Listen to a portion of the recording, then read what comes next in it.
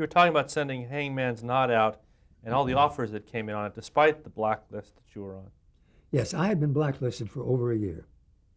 And in that time, I wrote this script, wrote it and rewrote it, and got it right down to where it was really in great shape. And then I sent it out, and Columbia and Warner Brothers offered to buy it. And in other words, I was apparently right that they might not be willing to employ a former communist, but they were willing to buy a script from a former communist because it didn't say in the Waldorf Declaration that they wouldn't buy a script. So then I said to Mike, and made him very angry, I said, Mike, I think that the whole thing is corrupt. I don't think anyone really feels it deeply, this whole business of the blacklist of people like me. And I think it's corrupt. And I'm going to insist that they hire me. He says, what are you talking about? I says, I'm going to notify Warner's and Columbia that the script is theirs if they hire me to direct it. Mike went mad. He says, my God, that's so crazy, for God's sake. Even in the best of times, they wouldn't do that. And I said, yes, they would, Mike. They're constantly allowing writers who have written a script they want to direct it. That's nothing new. He says, well, that's true. He says, but your case is different. And I insisted it be sent out. Warner Brothers checked in first, offering for the first time an amount. The first time they responded, it was just, we're interested in talking about buying it. This time they said, we will buy it for $25,000, but we can't allow you to direct it. Then I got a statement from Columbia, from Harry Joe Brown, who had an independent unit at Columbia with Randolph Scott. They made, I think, a picture or two every year. And that they had a certain amount of money that they earned, and it was a good business for them and for Harry Cohn. And I thought, Jesus, here, they offered to let me, they wanted the script, and they were going to let me direct it for $17,000. In other words, if I took their offer, I was going to be paying $8,000 to direct this picture. And I decided it was worth $8,000 to prove that the blacklist was corrupt, that if they wanted something bad enough, they would violate it. Because Harry Cohn was a signator to the Waldorf Declaration. So in hiring me, he was violating the Waldorf Declaration outright. And so and Mike was just furious because he thought I was making a mistake. He says, Roy, when you have finished directing that picture, you're going to go right back on the blacklist. So what has it got you? It's cost you $8,000 and it's done you no good at all. He was right, by the way. So I directed Hangman's Knot. This is 1952. Yes. And it was a pleasure doing it because I'm right. Anyone can direct. If I can direct, anybody can direct. Because I never really had any feeling for movies in terms of direction, in terms of camera and special angles. And I was a storyteller. Huh? Was it any good? Did critics like it? Oh, it was a tremendous success. It was so successful. One, it made 20% more than any Randolph Scott picture had ever made before. Two, when I was available for employment, which we're skipping a little here, Harry Cohn immediately put me under contract, not as a writer or as a producer, but as a director. And it got very good reviews. It was reviewed well, extremely well, in the New York Times. It was a very unusual Randolph Scott film. Did they mention that you were a blacklisted writer? Or Who's they? The critics, when they reviewed the film. Oh, no, because when they reviewed the film, they didn't know. I had not ever, my name had never been mentioned. I had not appeared before HUAC. They didn't know I was a former member of the Communist Party. But shortly after this movie came out, you did. Well, what happened was this. As soon as it got out, now this is conjecture, one of two things happened. Either the enforcers of the blacklist, which were some were official, some were unofficial, like the American Legion, after it was released and they saw my name, they realized I had to have been employed. And so HUAC was contacted, and HUAC immediately issued a subpoena for me.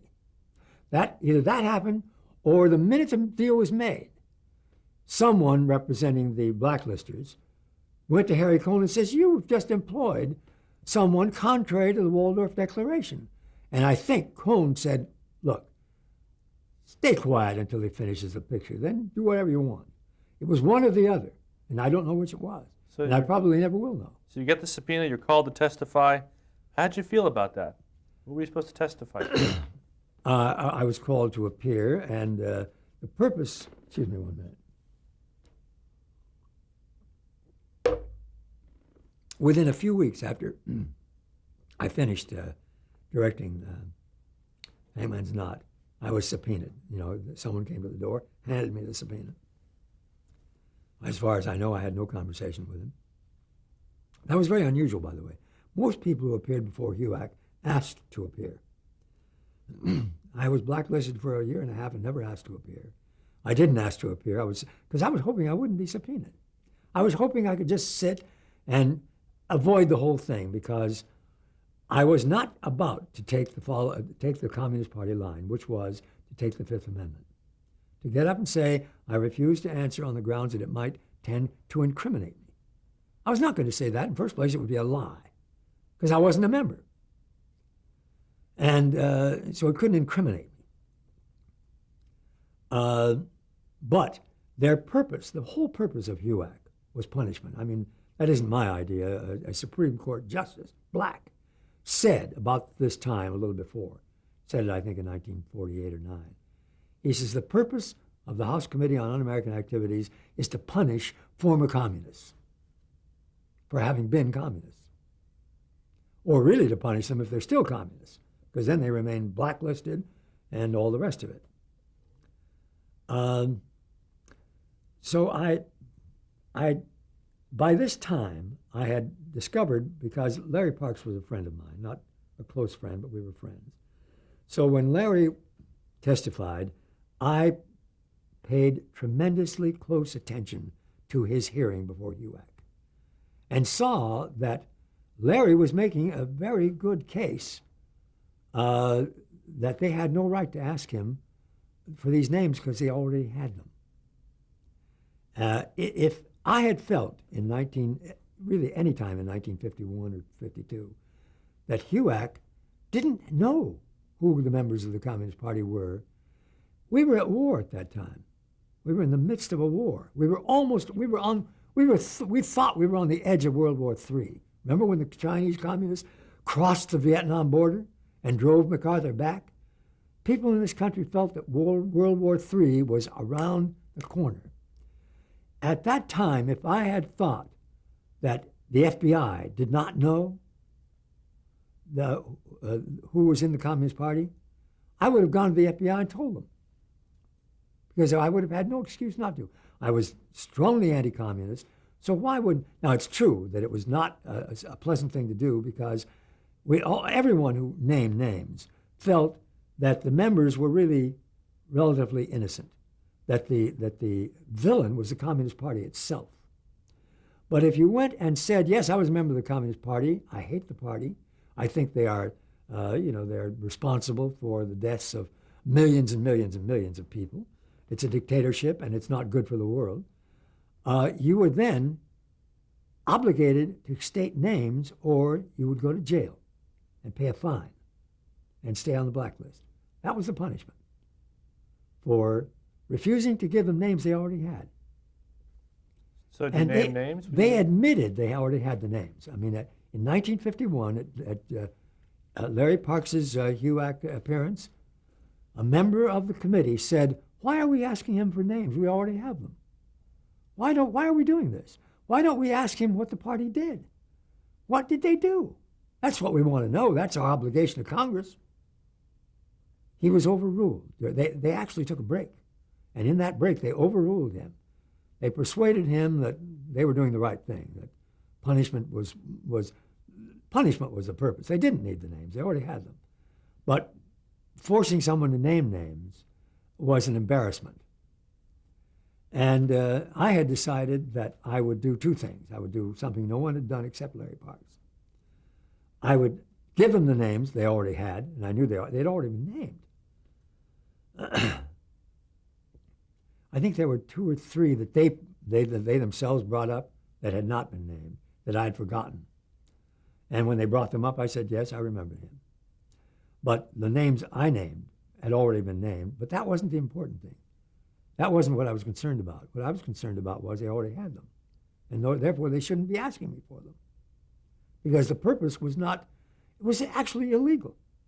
They were supposed to be getting information so that Congress could possibly pass legislation about this communist danger.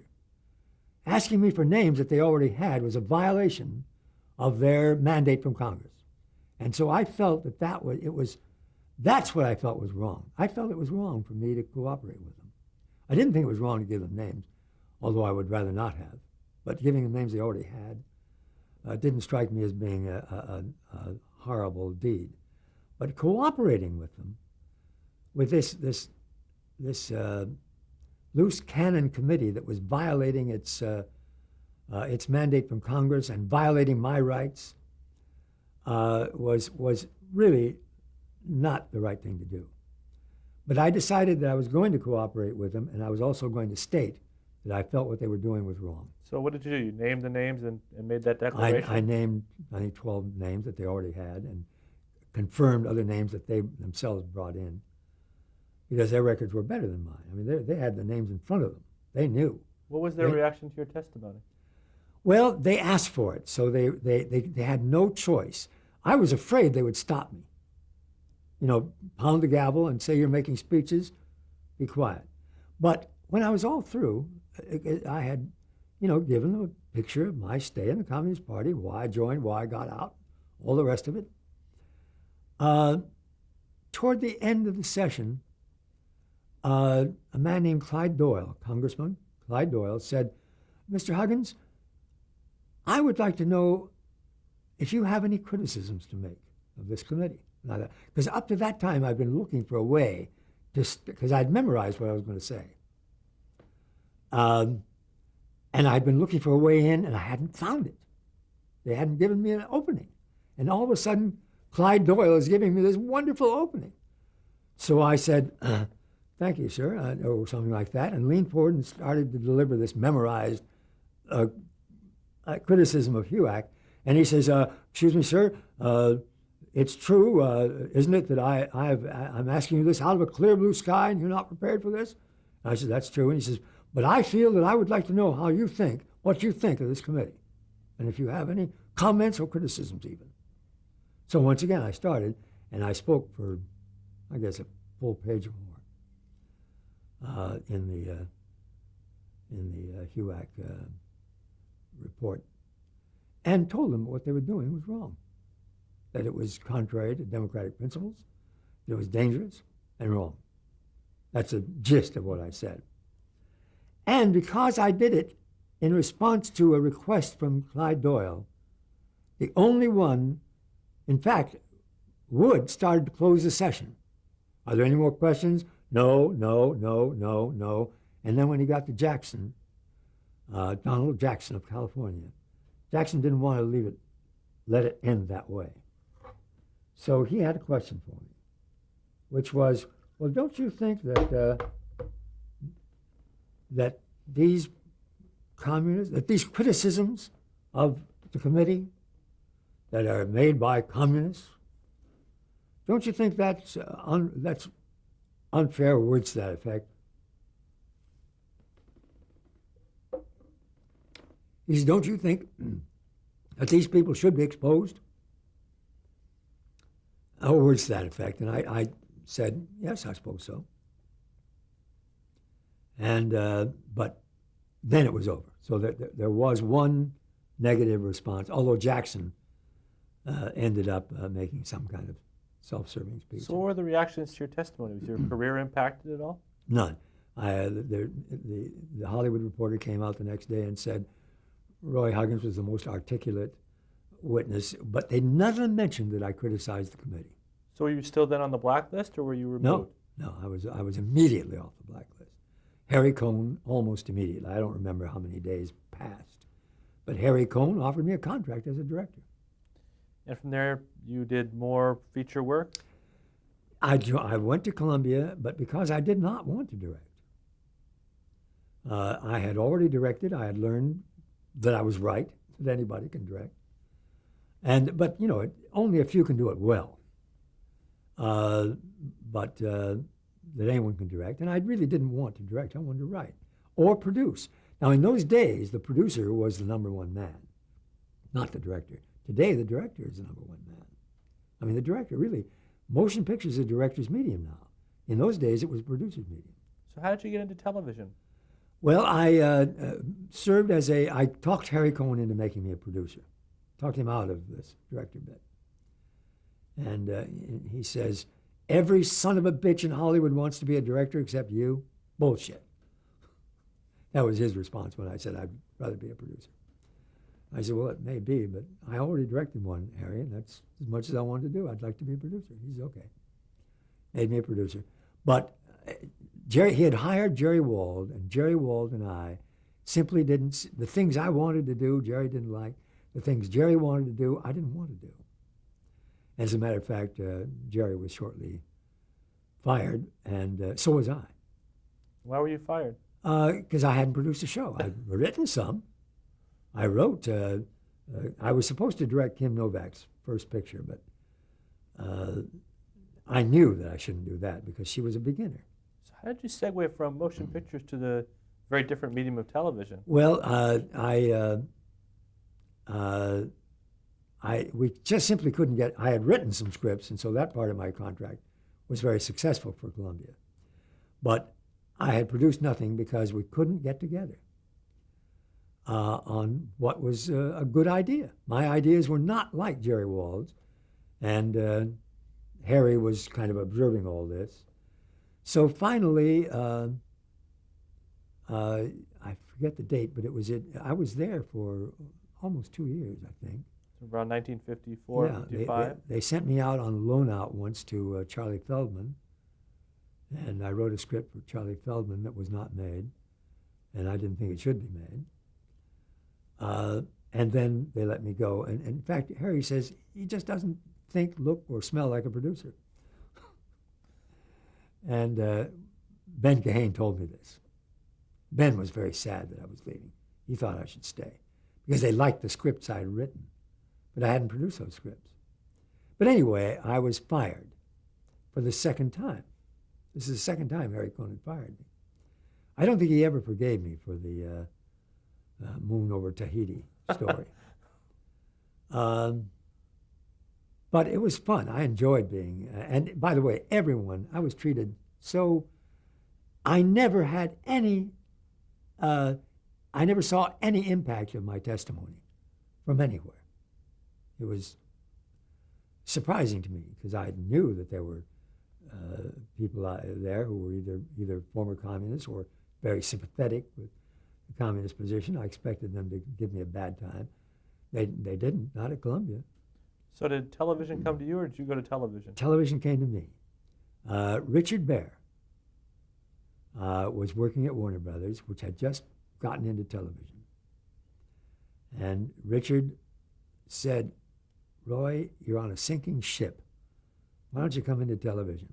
And by the way, I felt that was probably true. By 1955, I saw that television was the future. In fact, I thought it was bigger.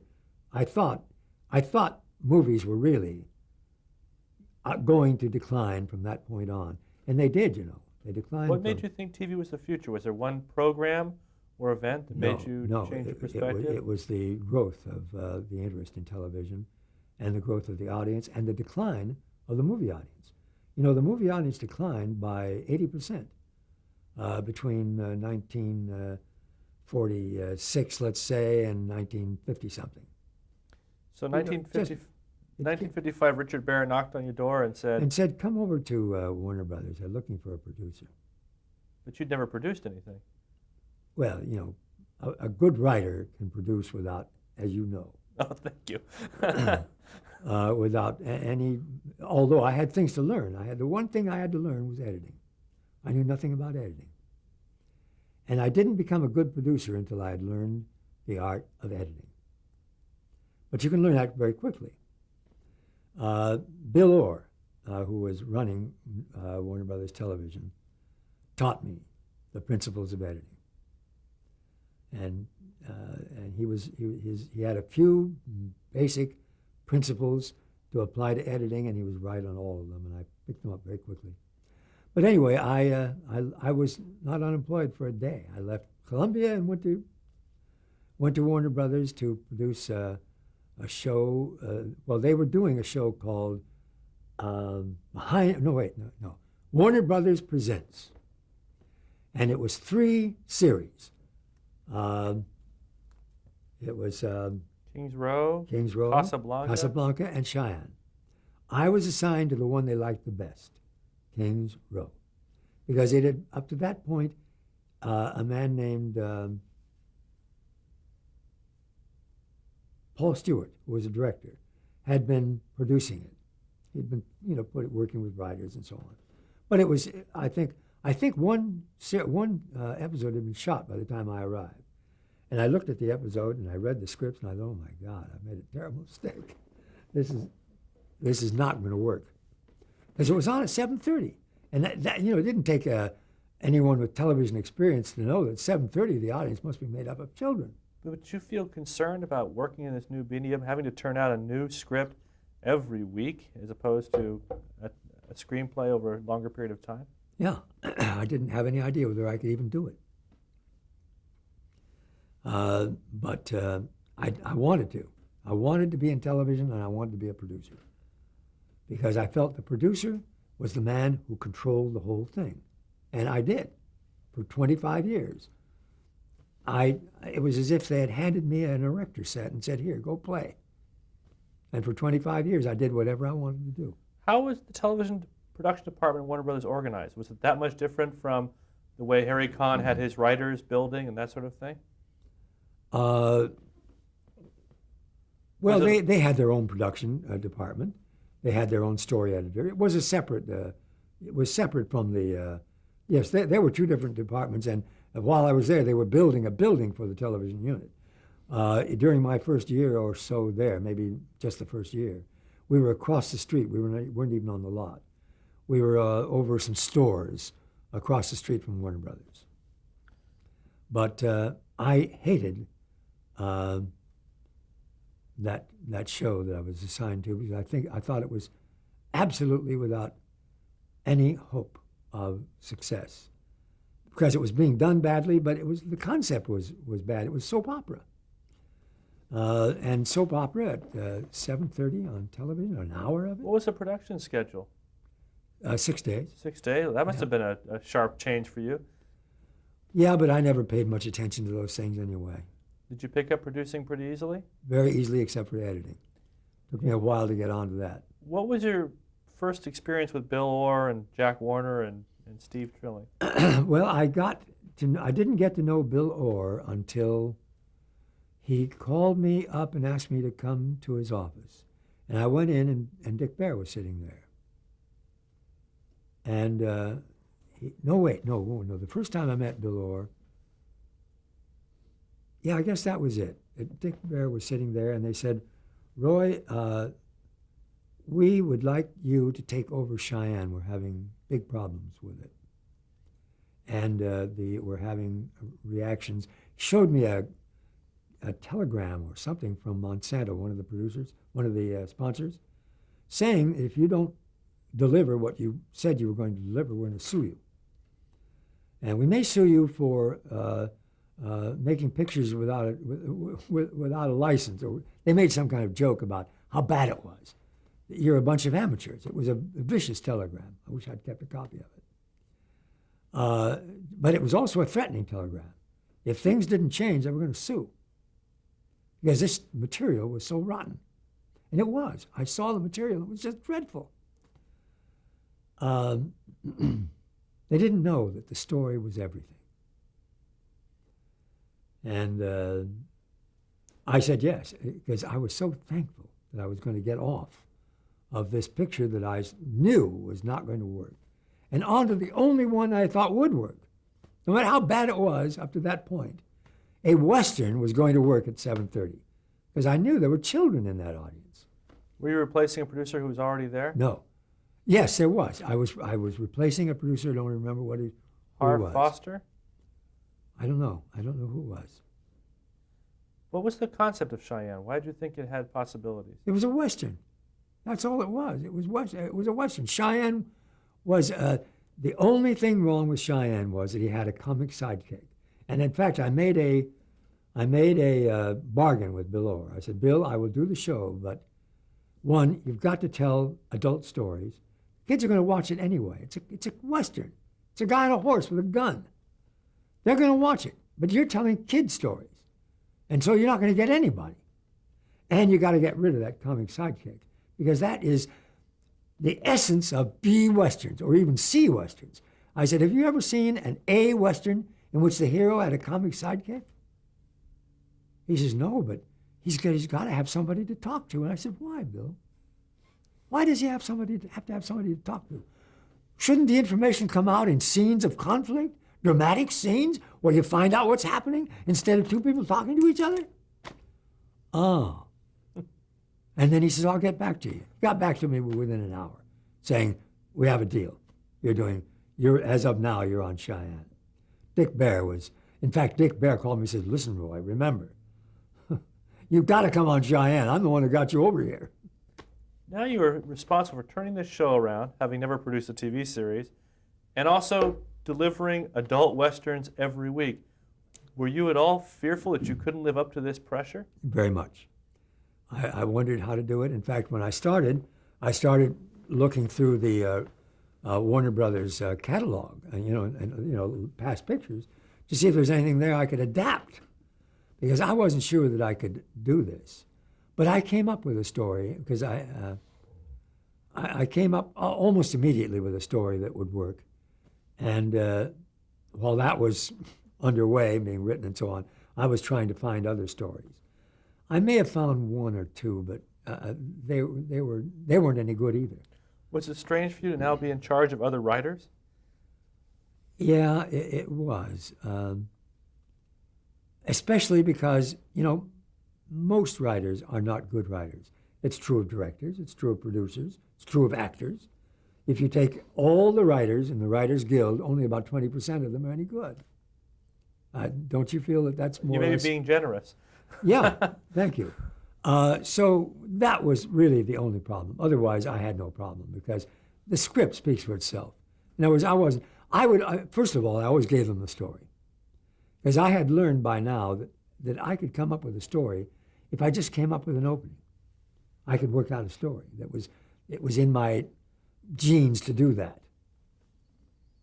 And that's what I did, by the way. I was not able to find stories that I liked in their backlog.